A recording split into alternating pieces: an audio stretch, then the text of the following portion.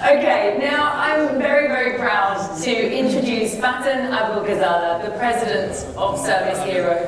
Since 2010, Faten has led the only independent company in the Arab world that measures customer satisfaction across industries and countries. She oversees the Service Hero annual survey that has collected 150,000 assessments across industries in Kuwait and the UAE. Faten's passion is enabling companies to become customer-centric, to build lifetime value. She advises leading executives on achieving long-term profitability and creates customer value by using the insight from the customer satisfaction scores to prioritize efforts. Now, before launching Service Hero, Faten was an executive banker for many years at the National Bank of Kuwait. She was in charge of marketing, which included strategy, market research, service quality, and MIS. She holds an MBA from New York University and a BA in political science from Kuwait University, earned with distinction. Ladies and gentlemen, please give a warm welcome for Faten Abu-Ghazaleh.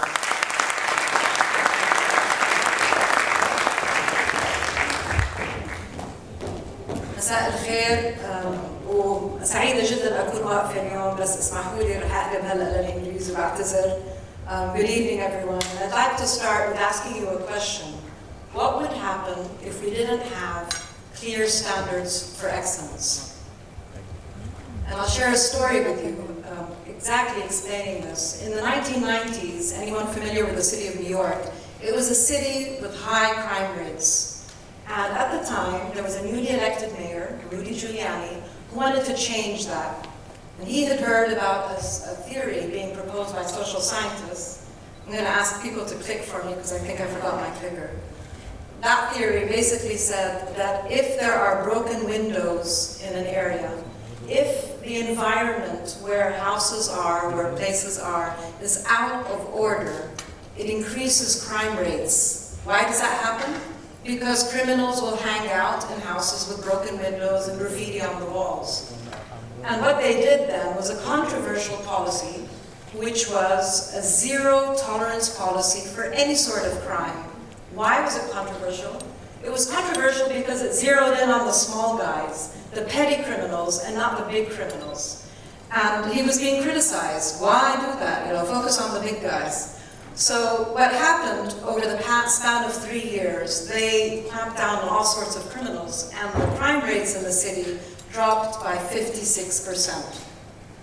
Now I'd like to ask you, why do you think that happened? Social scientists have conducted a series of experiments that basically determined if broken windows do in fact, increase the likelihood of people breaking rules. Surprisingly, the number that they found is there is a 70 to 80% increase in bad behavior. People like you and me breaking rules, cheating, parking in the wrong parking zone, doing things that we shouldn't do because the environment suggested we could do it, because others were doing it. Now you're looking at me and saying, well, this has nothing to do with us. But it does. I'm standing in front of a room of service excellence leaders because, as we said at the beginning, you represent the UAE and Kuwait's leading companies. And I know you understand the importance of service excellence. I'm not here to preach that. But what I do want to talk about is the importance of having very clear standards for excellence. Having an environment that fosters service excellence. And the environment means that we have identified the need, which Ron spoke so beautifully about seeing the other, seeing that the other person, whether it's internal to my organization or outside my organization, is the person that I need to serve. And so when we have an environment that fosters this positive behavior, do we see excellence? We also see excellence when we have very clear standards in terms of what we want to achieve. Standards for how to greet people, standards for how we educate our teams, standards for speed, for problem resolution. At the end of the day, it's all about standards as well as having the culture. And when we talk about standards, that is where an independent index, such as the Service Hero Customer Satisfaction Index, fits into the picture.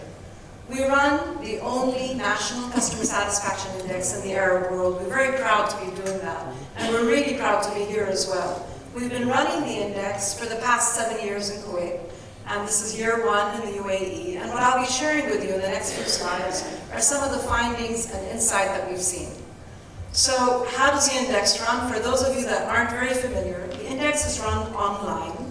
We collect the feedback from customers by suggesting them with online banners to rate brands, as well as by word of mouth. And increasingly, we do see word of mouth where people are telling others, go to servicehero.com and rate brands. We measure 17 categories in Kuwait, 14 in the UAE, across key industries, and that's what I'll be sharing in the few slides coming up. Last year was very important for us for a number of reasons, and when I share these lessons, you'll understand why. The first of them was we collected 45,000 assessments last year alone. And that for us was a lot of effort to get people to even care to share service standards, because most people don't really care. Most people are complacent and they'll complain to each other, but they won't really do anything about it. So what we did is, from the 45,000 assessments that we collected, we also have a Get Tough policy. Just like the city of New York got tough on crime, we get tough on erroneous votes, votes that are not representative of reality. And so we do a lot of cleaning up and validating in order to remove votes that shouldn't be there. In Kuwait, we collected 22,000 assessments, and we've maintained 17,000 that are validated. In the UAE, we collected 23,000 total assessments, but we've maintained in them 18,500. So in the coming slides, I'll be sharing that with you. Our index measures many things. There's a myriad of questions that we ask, but it essentially tries to answer 4 things. And these are the 4 pillars of excellence in our eyes, in our simpler eyes, if you want. The first of these is, do we understand what customers expect? Like the gentleman that wanted to take the great picture. Do we understand what drives people? The second one is, do we understand what they value, what is most important in their eyes? The third is, are we satisfying them in the process of dealing with them? And finally, do we understand if we are connecting with them on an emotional level, are we building loyalty? So these are our 4 pillars, and I'll take you through each one of them in the coming slides. I'll start out with expectations. Expectations is, as we've just heard from Ron, an escalator going down, not up.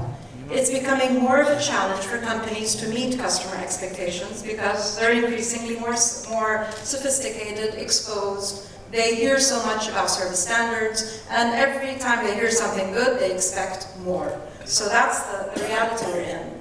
But it's a bane and a boon. And the boon is technology exists where customers can be served individually on their terms, so that we understand the difference between one person and another, one family and another. And that's our challenge.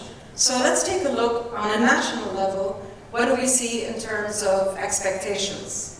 You'll see here we're looking at scores on an 80-point scale. And what you'll see here is for the UAE, customers expect service to be 80 points, and in Kuwait, 81 points. That's a strong score on 100%, on a 100-point system. That's a healthy score, so people are expecting good service. That's the threshold we're looking at. Let's take a look at actual satisfaction. Here we're seeing a score of 76 for the UAE, and for Kuwait, 75. If you had a student in your class and they got a grade of 75, would you think that's good? It's an average score. Is it off? I will share with you in the next few slides as well how it compares to international standards. But what we see is that expectations are here and satisfaction is lower. Where are the gaps larger? We will share that, but the gap is 4 points in the UAE. So we are under-delivering what people want. And this is across 300 companies in the UAE, 14 industries. And in Kuwait, it's across 17 industries and 300 companies as well. Kuwait's gap is larger. So people in Kuwait expect more. We see that with a score of 81 points. But we're not serving them to the same level. So where are we performing under what we should be doing? Here we're looking at the first set of slides. This is for the UAE, for this data set for the UAE. And we're seeing the gap, the largest for call center and speed of service. So these are significant gaps, around 6 points for call center. For speed, it's around 5.5 points. And value for money is around 5. If you see at the very bottom of the 8 dimensions that we are measuring, location has a gap of around 2 points. That means that we are meeting customer expectations for location. We are delivering what people expect. The gap is insignificant in statistical terms.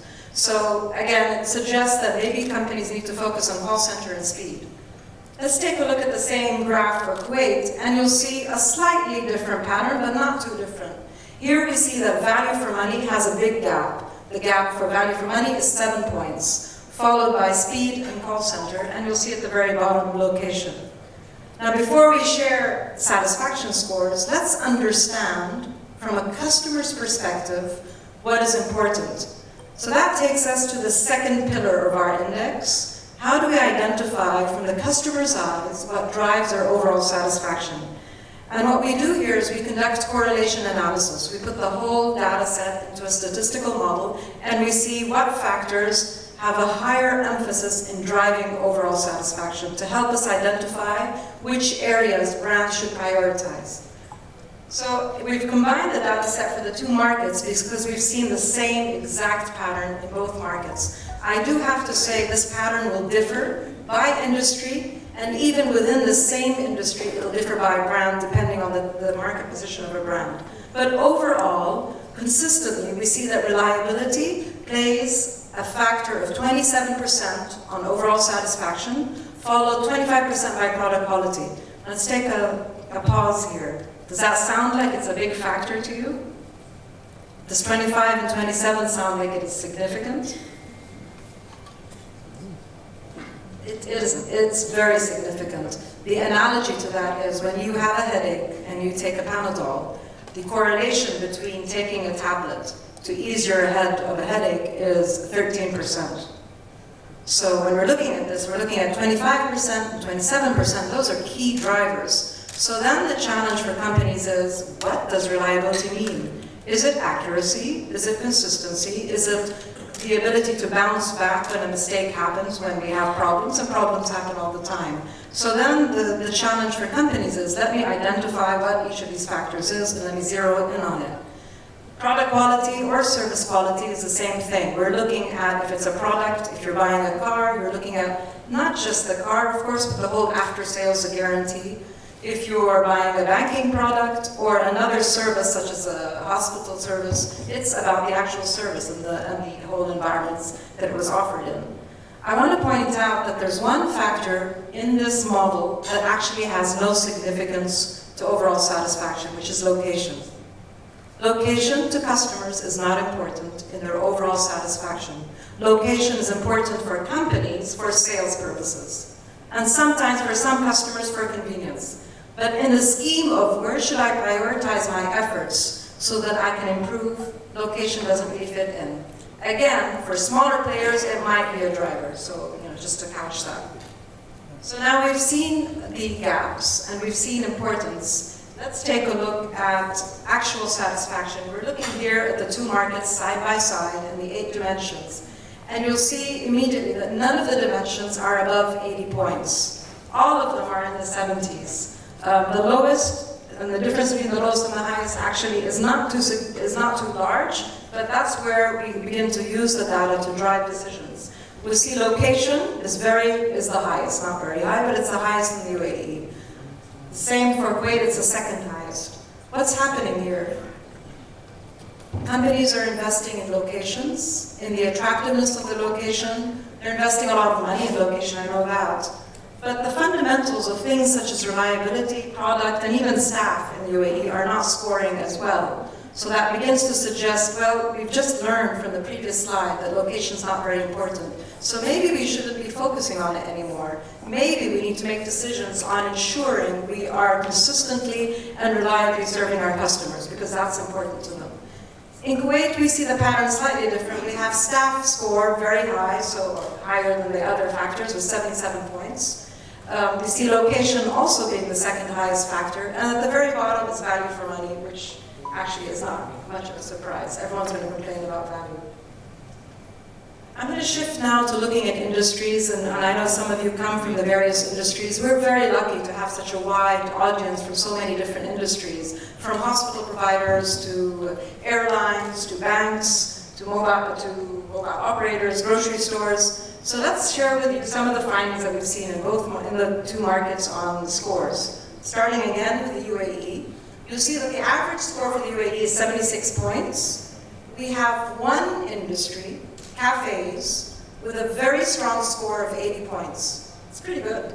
This is across all cafe providers that exist in that market. That's a very healthy score. Right after that, just under 80 points, is new car sales. Right? It's a strong score as well. But if you look down the list to the third from the bottom, we have car service with the third lowest score. So we're selling cars and doing a great job, but we're not focusing on the after sales, and we're not doing such a good job with retaining their loyalty and having them come back and buy more later on. Other surprises in the UAE, mobile operators is at the bottom, and we'll talk about that a little bit later. And then retail banks, low scoring industry, also in the 60s, despite it being a mature industry. And we see Islamic banks also among the lower industries in the market. In Kuwait, the pattern is a little bit different. We have 3 industries scoring above 80 points. The 3 of them are actually in the leisure category, so cafes, casual dining, and clothes. If you look down the list, you'll see that Islamic banks is higher up in the UAE than it is in Kuwait. And if you look down the index, all the way to the bottom, we have ISPs, the only industry that's scoring in the 60s. In Kuwait right now, there's a lot going on with ISPs, and there's mergers and acquisitions, so there's some turmoil there. But you also see mobile operators, and people ask us, is it because it's a very complex industry that it's so low scoring? The fact of the matter is that's not the case. It's just there has to be a decision to provide excellent service in these categories, and it seems that decision isn't being made consistently. Just sharing gaps in terms of industries, and we're looking at the gaps in the UAE and Kuwait for only the industries that are significantly not meeting customer expectations. So these are industries that people expect much better service than they're actually getting. And again, we see similar industries. We see banks in the 2 markets, mobile operators, private hospitals, sadly, and we had a discussion earlier today about private hospitals and healthcare. So these are industries that really need to improve their understanding of what customers require of them, and then to step up to the plate and serve them in the way that customers expect them to be served. So now we've taken a look at the 3 pillars of the index. We've looked at expectations, we've looked at importance, we've looked at satisfaction. And we'll also share with you the one slide about trends in Kuwait. We've seen, and this is the reason that we're introducing this here, is that we've seen the index go up and then begin to go down. Now, whether it went down because there's a recession in the country, whether companies have decided not to invest so much on excellence, but invest more on sales, there's a number of factors. And it's also customers are expecting better service and not consistently getting it. Some industries have dropped considerably in the past 2 years that we've seen. Automotive sector is one of them, where both new car sales and car service have not improved in the past 2 years. They've gone down. We've seen a few industries that have actually improved. And the last section of this presentation is about loyalty. When we talk about expectations and satisfaction and importance, it's actually measuring what's in people's minds. It's measuring the rational part of a relationship. Loyalty is where you love this brand so much you're willing to tattoo it on your hand. I mean, we'd be very lucky if people tattooed Service Hero on their hands, but so let's talk a little bit about loyalty. Loyalty is looking at what connects us to customers and who are the customers that are the most demanding. And so what we've done here is combine the data set for the 2 markets, and what we'll share with you is just the most demanding and the least demanding. We're reporting on something called the Net Promoter Score. We measure both Net Promoter and other factors, but we'll share Net Promoter Score because people tend to be using it more often these days. And this score basically says, what is the percent among my customer base that are brand ambassadors, that are really, in love and ready to promote this brand, and how many of them are detractors? The larger the number, the more ambassadors we have. So we're looking at, immediately you'll see that a couple of lines stand out. We have 52% ambassadors among teenagers. These guys love service. They're very easy to please. They're not too sophisticated in terms of thinking was service really good or not. So it's easier to please them. But what happens over time is as they age, and particularly when they go into the professional time frame of their lives, their loyalty begins to go down. Overall, we see on a national level, both Kuwait and the UAE, NPS around 32%, which is in line with international market trends. What we see, the highest satisfaction in education groups is high school degree holders and diploma holders. Again, it's possibly sophistication, whereas when you see people with a master's and a PhD, their loyalty scores are half what it is for some of the other segments. So depending on your client base, you need to understand which of the customers that I serve are the most important, are the most loyal to me.